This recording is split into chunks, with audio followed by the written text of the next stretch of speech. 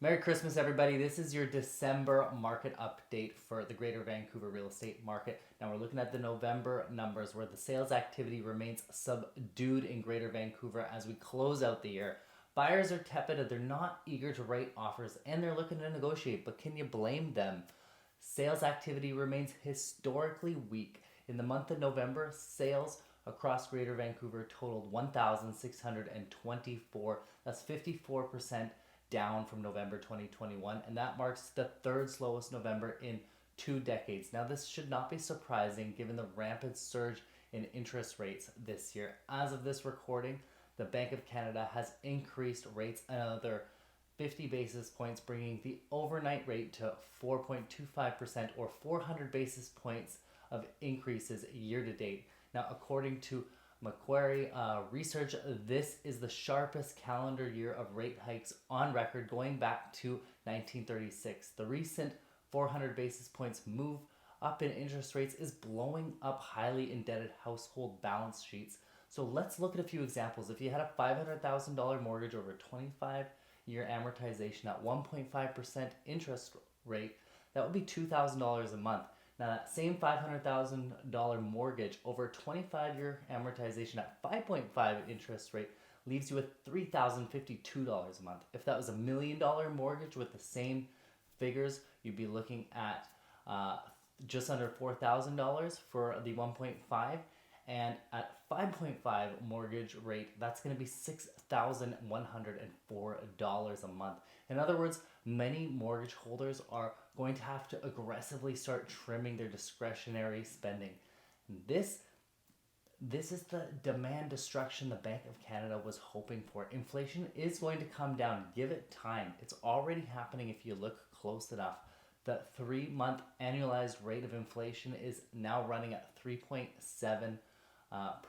It should not come as a surprise that the Bank of Canada is now signaling a pause. The bank now says it will be considering whether or not the rate has to go higher. This is a big change from each of the previous meetings where they emphasized that the rates would have to go higher.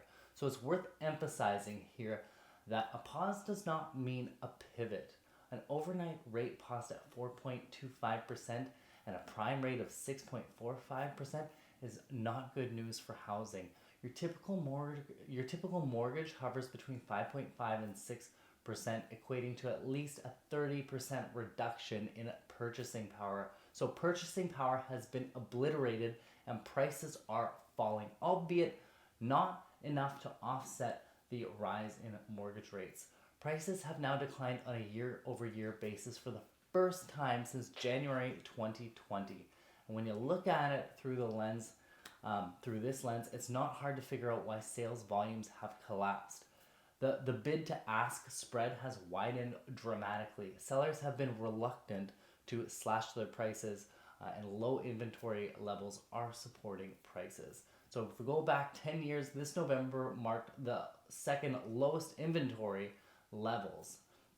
In other words, the total active listings on the MLS are now historically low. There is no wave of distressed sellers flooding the market with inventory despite the massive surge in interest rates. Keep in mind, it's still early. Distressed borrowers are certainly feeling the stress, and we do expect more court-ordered sales in the new year. But that's mostly among private lenders and alternative B lenders. So, here is the quick and dirty summary so far. Prices have dropped across all segments. The more it went up during the pandemic, the more it has fallen in previous months. However, prices are now finding somewhat of a floor, and that's mostly due to extremely low inventory levels. I think there is a high probability that the new listings will pick up as they usually do in the spring, and that will add to the total inventory levels. If buyer demand remains weak, as one would expect with mortgage rates still hovering around 5.5%, then I would expect more downward pressure on prices. So the anecdotal stories out there are increasing around financially distressed households, and I'm also getting more inquiries around investors stuck with now negative cash flowing condos due to the sharp interest rate increase in variable mortgages and the inability to raise rents due to the BC tenancy laws. So I also continue to be concerned about some of the pre-sale buyers' ability to close in the new year. So while price declines have slowed in recent months, I feel the risks are still pointing to the upside. While the Bank of Canada may have signaled a pause on future rates, this is not a pivot. Rates at these levels will continue to put stress on the housing market. So, in other related news, in Vancouver real estate today, rental restrictions have been abolished in BC. The new Premier of BC, David Eby, has officially passed legislation to remove all rental restrictions in strata buildings across the province. In one fell swoop of the pen, Eby has overridden individual strata bylaws that would restrict rentals. There are a few important takeaways here. Now, firstly, this should add some much needed rental supply. According to rentals.ca, apartment rents in BC are up 15.1% from last year. Owners in strata buildings that previously restricted rentals have now just received a free lift in their home value. So buildings that have restricted rentals, they've always traded at a discount. So if you bought a rental restricted building, bought into a rented restricted building in the last few years, well done for you. Lastly, and perhaps most ignored around the implications surrounding the BC speculation tax and the City of Vancouver empty homes tax, is that every year you must file a declaration regarding the occupancy of your home. Those actually went out recently to Vancouver homeowners. One of the exemptions to avoid the tax was an exemption due to the strata bylaws restricting the number of rentals. That exemption was removed this year for the BC speculation tax. In other words, the government was essentially forcing you to sell your property. Suddenly, the provincial-wide removal of rental restrictions now makes sense. It provides speculators with an alternative to selling if you're keeping score at home.